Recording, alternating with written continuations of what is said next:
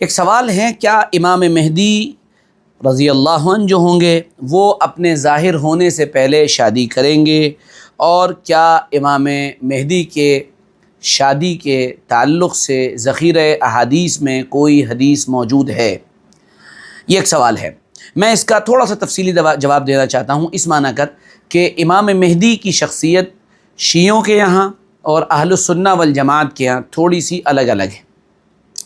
شیعوں کے امام مہدی جو ہیں وہ غائب ہیں، اور وہ غار سر من رآ میں چھپے ہوئے ہیں۔ شیعہ حضرات وہاں جاتے ہیں اور وہاں جا کر آوازیں لگاتے ہیں، یا مہدی عجل اللہ حضورا، مہدی جلدی نکل آئیے، اللہ آپ کو جلدی ظاہر کر دے۔ یہ ان کے بارے میں ان کا عقیدہ ہے، جو ان کی کتابوں میں وستار پوروک ذکر کیا جا چکا ہے۔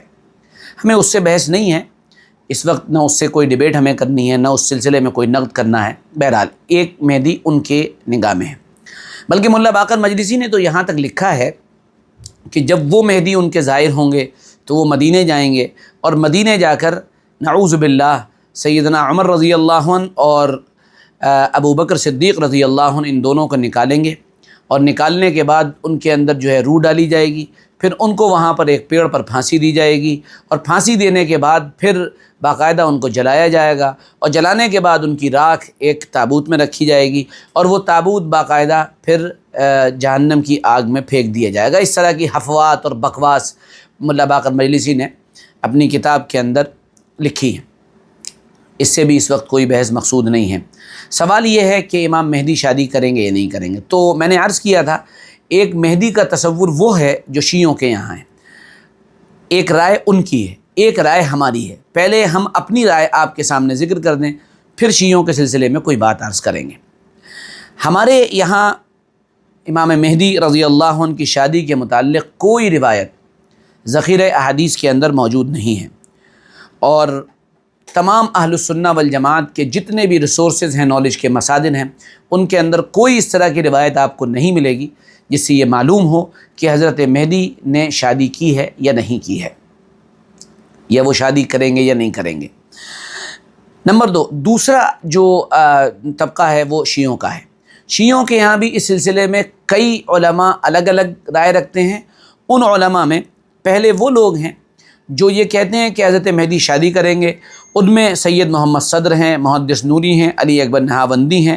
انہوں نے حضرت مہدی کے شادی کے تعلق سے ذکر کیا ہے کہ حضرت مہدی شادی کریں گے، اور علامہ مجلسی کی طرف بھی یہ بات نقل کی گئی ہے۔ نمبر 2، دوسرے بہت سے علماء یہ ہیں جن کا کہنا یہ ہے کہ امام مہدی نے اپنی غیبت کے دور میں شادی نہیں کی ہے۔ جو لوگ یہ کہتے ہیں کہ امام مہدی نے شادی کی ہے، یعنی شیعوں میں سے، ان کا کہنا یہ ہے کہ چونکہ شادی سنت ہے، اور ایسا نہیں ہو سکتا کہ امام مہدی جیسا آدمی اللہ کی جو نبی کی سنت ہے اس پر عمل نہ کرے، اس لیے انہوں نے اپنے غائب ہونے کے دور میں یہ شادی ضرور کر لی ہے۔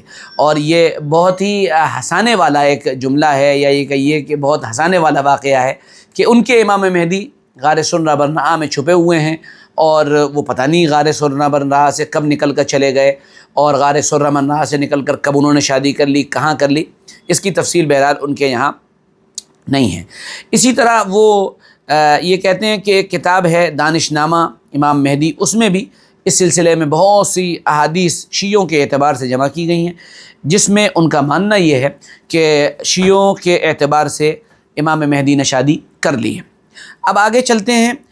جو لوگ یہ کہتے ہیں کہ امام مہدی نے شادی نہیں کی ہے شیعوں میں سے، ان کی رائے یہ ہے کہ اس سلسلے میں چونکہ ہم کو کوئی مضبوط اور کوئی طاقتور روایت نہیں مل سکی ہے، اس سلسلے میں ہماری رائے یہ ہے کہ خاموشی اختیار کی جائے، یہی زیادہ بہتر ہے۔